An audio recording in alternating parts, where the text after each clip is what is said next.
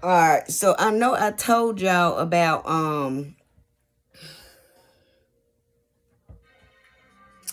the pawn shop, Pawn South on West Fifth Street. When I went and picked up my firearm that I had pawned. What, Zoom? I can't fix my I got 2 more sets. Well, just wait. I'll fix the net in a second. I got 2 more sets on that. But when I went and picked up my firearm, and I told y'all that the dude, what was his goddamn name? Austin. He was saying this net looks like a screaming net. Okay, well, I'll fix it in a second. When I went and picked up my firearm, and he was trying to get me to leave and come back, but I sat there and I waited. And I told y'all he did like this big old cough to send a signal, because I told y'all that when I went and pawned my firearm at Pawn South, it left Pawn South, and there was something that was done to it when it left Pawn South. So when I came and picked it up, they had to get somebody, whoever had it, to bring it back in. So he did like this big old cough. And then there was a whole bunch of people that came in. All right. And then there was a dude, because I had started looking around while the people was coming in so I could act like I didn't know what was going on. But when everybody was coming in, I don't know who it was that brought my firearm back to Pine South, but one of them people that came in there did. Ricky Buchanan. Okay, he was a black dude. He was acting like he was trying to talk to me. That was just the person that was there to distract me. So he had came in and he said he was pawning something. And then I started walking around and stuff. He came over there and he was talking to me, trying to distract me from seeing what was going on inside of the pawn shop. He has participated in organized crime too. I caught him and his wife gang stalking me at Dollar Tree one day too, which I know I still have that receipt somewhere. But anyway, he came up and he was talking to me and he was telling me, oh, him and his wife was getting divorced. He was about to get a divorce. He found out she was cheating after being with her for like 20 some years, right? Or something like that. He said he was talking like he had kids. I had gave him my number. And we talked for like a couple of days. But you know, I wasn't really into him like that. I just was playing dumb. Alright, and he ugly, you know, he was ugly. He ain't, you know, nigga in the pawn shop. Like, I don't want no nigga in no pawn shop that need money like that. Like, you in here trying to get $10 for gas. You ain't even on my level. I need a wealthy man, a nigga with some money for real, okay? But anyway, Ricky Buchanan is his name on Facebook. And I just screenshotted a picture of a post that was put up where his wife or his girlfriend, I guess he said it was his wife, I don't know, girlfriend, wife, whatever it is, where she tagged him in a post, okay? But he was sent in that day at the pawn shop to distract me while whoever it was that had my firearm when it left Pawn South, when I pawned it back in August, September, August, between the end of August and the beginning of September, when we first got moved into Holly Ridge. August, September, or October. It was around the time when we moved, when we first got here. Okay, and I got a receipt somewhere.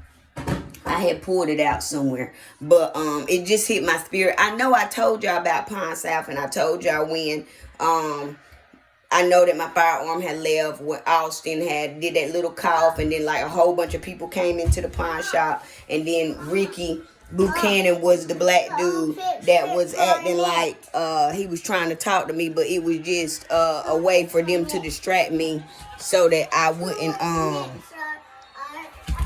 wouldn't pay attention to what was going on in the background. But I really was paying attention. I caught the play. I heard when the signal was made. I knew before I went to the pawn shop, I knew that my firearm had left the pawn shop. And so when I went back to go get it, I really didn't want to leave it, but when I went back to go get it, I caught the play, basically. So Pond South, if y'all haven't already got eyes and ears on them, Ricky Buchanan, I'm assuming that he lives in Lumberton, North Carolina. But y'all can get on Facebook and find him. Ricky Buchanan is Buchanan, if I'm not mistaken. But I'll put on my shorts videos, I'll put a short video up of the screenshot that I took of the post that was just made. But I caught him and his wife gang stalking me. I guess that was their way of trying to put me in another third party situation, trying to keep me, low vibrational. But I caught the play. He won't really my type to begin with. Like, I just be playing dumb. And I don't like ugly niggas. And if you ain't got no money, that make you even uglier. So, you know what I'm saying? I ain't want no poor ass, broke ass nigga. Period. Like, a nigga, my type of nigga is a nigga that can afford to take me on 100,000, 500,000 shopping spree, like a wealthy nigga. You feel me? Like, I don't want no broke ass, bum ass niggas. But yeah, Ricky Buchanan, and his wife or girlfriend, they are participating in organized crime. Like I said, he was sent in to distract me that day when I went and picked up my firearm from Pond South on Roberts Avenue. Okay, it was only in there for about 3-4 days or 7 days or something like that. It won't in there for no long time because I was just waiting on, some money. All right, and then the moving took all my money after I was attempting to make an investment when I bought the car from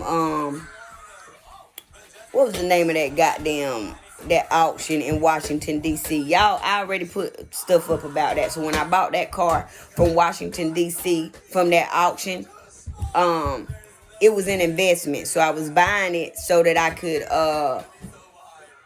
get on, start doing Uber.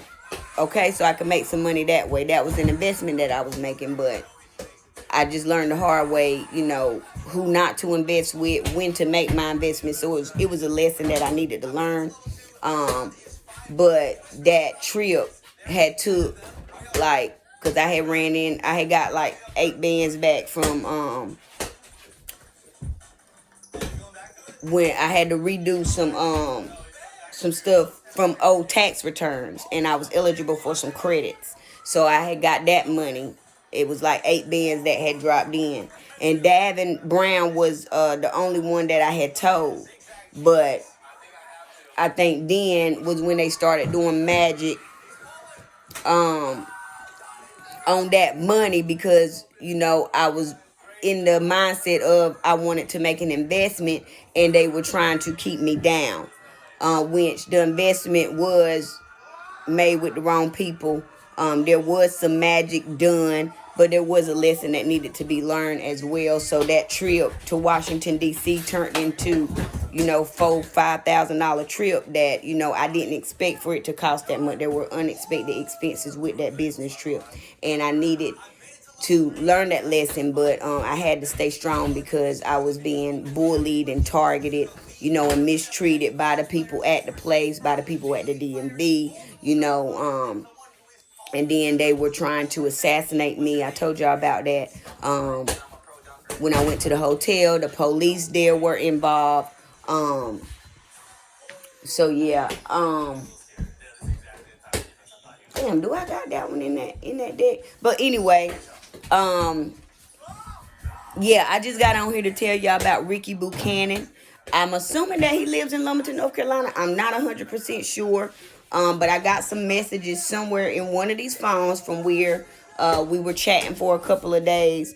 But then, my spirit was like, be done with it. You feel me? That was just to get the evidence to show, you know, this is who they sent in. This is what was going on. And if Pond South cameras, if they work, y'all see him on camera. Y'all see all the people coming in on camera. Y'all see when Austin made the call when he was like, well, it can take up to 3 days. And I was like, well, I'll wait because it don't take no 3 days. It only take like a couple minutes. Okay. And so I waited. And then it had already came back, but they made me wait a little longer because they didn't have my firearm in the building. They had to get whoever had it for whatever reason they had it. I don't know if they was trying to set me up on some bullshit or something, but they had to bring it back in. But then later on they told me to get rid of it, and so I had took it to another pawn shop in Hope Mills. That pawn shop right there in that plaza. It's across from the Walmart, kinda across from the Walmart. Jerry's pawn shop, I believe it is, but I took it there. And I was tricking them. They thought that I was gonna come back and get it. So I think that they might have tried to set me up on some shit with it there too. But then they was like, just leave it there. So I left it there and I didn't go back and get it. But that's just, they told me to come on here and tell y'all about that Jerry's pawn shop. They need to be under the radar as well for participating in organized crime. All right. Because the dude that was there when I was on camera, it was a woman and a man that had blocked me in when I was parked there. Y'all should see that on camera. But I still got a receipt from that one. I got to find the one from Pond South. It's somewhere. I had seen it somewhere. But there was a woman and a man that had blocked me in, but I was able to get out. Y'all see that on camera as well. And then the dude, when I went into Jerry's Pond in Hope Mills, he was like, it's concealed. Like he was trying to say, all right, we can get her on carry and concealed, and she don't have a concealed carry. But really, I do have a concealed carry. They just wrongfully took my concealed carry. Wake County Sheriff's Department wrongfully took it because they created with the doctors fabricating the evidence and fabricating my records, saying that I had substance abuse problems, which I do not, and it's very evident in my everyday life and period. But they lied on my records, Holly Hill, and like I told y'all, Holly Hill still has not given me copies of those records. And then when I asked the Wake County Sheriff's Department, I already told y'all about them, for copies of the records that they used to revoke my concealed carry. They did it illegally and wrongfully, which I'm gonna sue their ass. But he wouldn't furnish those copies of those records. Okay, he just kept telling me that I needed to get it from Holly Hill, which Holly Hill, and they knew because they partnered with Holly Hill on this shit, but they had already not giving them to me after I made several requests. Okay, and I got emails confirming those requests that were made. They never sent me copies of those records. But yeah, so I rightfully, you know, I have a concealed carry license, but they just fabricated evidence and lied on paper. The doctors, Dr. Cornwallis over there at Holly Hill, Dr. Bajwa over there at Carey Behavioral. I already told y'all about them. They just lied on my records. But he said that Holly Hill records was the ones that was the reason why that they took them back. Okay, because they gave them to me and then they took them right back. Like it was all planned. It was all organized. So I know that y'all already have Wake County Sheriff's Department under the radar. I know y'all already have Holly Hill, Carey Behavioral, everybody that I've talked about and told y'all about up until now. I know that y'all already have eyes and ears on these organizations, and I know that y'all have already hacked into their systems to see what's going on. It's all an operation, okay? Because he was telling me that I could appeal it, which was going to cost me more money. And then the doctor, Cornwallis, retired. So it was not impossible to get up with him, but you know, when I filed this lawsuit, we're gonna be able to get up with him when I found this lawsuit, because he blatantly lied on my records. He said I had a what was it, not cannabis, that one wasn't cannabis, that was Carey. I think he put on there that I had a cocaine use disorder. But nigga, I ain't snorted no cocaine since 2021. This was literally in 2020. 2024, if I'm not mistaken. Was it 2023 or 2024? Was it 2023? I think it was 2023. But anyway, Holly Hill, you know, they had participated in organized crime. Carrie Behavioral, organized crime. Dr. Bajwa at Carrie Behavioral. Janine McWilliams at Carrie Behavioral. Holly Hill, the Children's Hospital, has participated in organized crime. There's a nurse over there that participated. A couple of staff over there. I told you about them already. Holly Hill, Gina Bousset participated in organized crime. Dr. Cornwallis over there lied on my records. Because they and I think the dude that I got my concealed carry where I took the class at, it's in Lumberton, North Carolina, Afro Tactical. I believe him and his wife are participated in the organized crime too. Because when we had when we did the concealed carry, we had to do like a you know, like the shooting test. We had to pass the shooting test. All right. They are the ones that told the sheriff's department and all that, like, yeah, she can shoot, you know, if you run up on her and she has her firearm and we don't know that she got her firearm, whoever runs up on her is not going to survive, because I hit like 3 main arteries when I did my shooting test. So they know that I'm very well versed and that I know how to handle a firearm. Okay, and they know that I can shoot and I hit where you not gonna survive if I hit you with that pistol. If I hit you with that blammer, you not gonna survive, cause you know that's just what it is. But they were the ones at Afro Tactical. They were the ones that let them know, hey, yeah, we don't want her carrying no firearm concealed, because if she feels threatened for her life and she can rightfully, you know, carry and it's concealed, we don't know if motherfucker run up on her, she gonna hit them and they gonna die. So that was them giving them the message like, yeah, if she got this, you know, she dangerous. You know, I'm dangerous without it, but with it, I'm more dangerous, because, bitch, I can shoot, okay? And I'm not gonna miss. But anyway, they were the ones that gave them the message in regards to that Afro Tactical. And they in Lumber Bridge, North Carolina, is where the class was held at.